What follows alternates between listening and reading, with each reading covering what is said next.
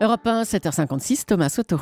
Ce matin, ce n'est pas l'humeur de Dany, c'est la bonne humeur de Dany. Bonjour Dany Cohn-Bendit. Bonjour Thomas. Vous avez décidé de trouver des raisons d'y croire dans l'actualité, d'être optimiste, positif.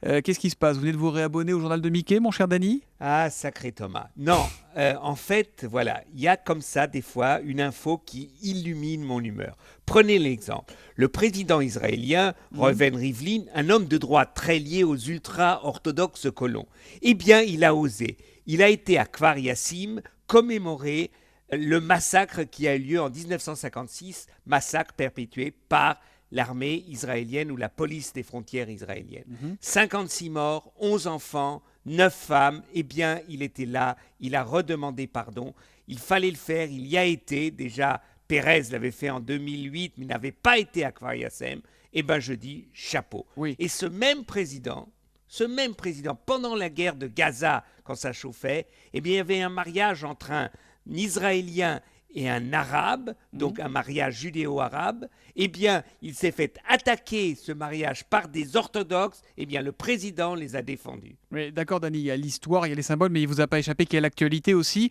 Et qu'hier encore, Israël annonçait l'accélération d'un plan de construction de 1000 logements à Jérusalem-Est, c'est-à-dire dans la partie palestinienne de la ville. Ça, c'est moins réjouissant. On a raison de dénoncer cela, mais quand de temps en temps, comme par exemple vous venez d'avoir votre interview avec Barbara qui va peut-être voir, c'est une bonne nouvelle, ça aussi c'était une bonne nouvelle, il y a quand même des tas de gens qui resteront aveugles. Et pourtant c'est bien qu'une Barbara va peut-être pouvoir voir que M. Rivlin ait fait ce geste. Ça veut dire qu'être positif, c'est un état d'esprit. Ça peut fonctionner la méthode Coué, puisqu'on cherche des solutions partout en ce moment. Attention Thomas, attention.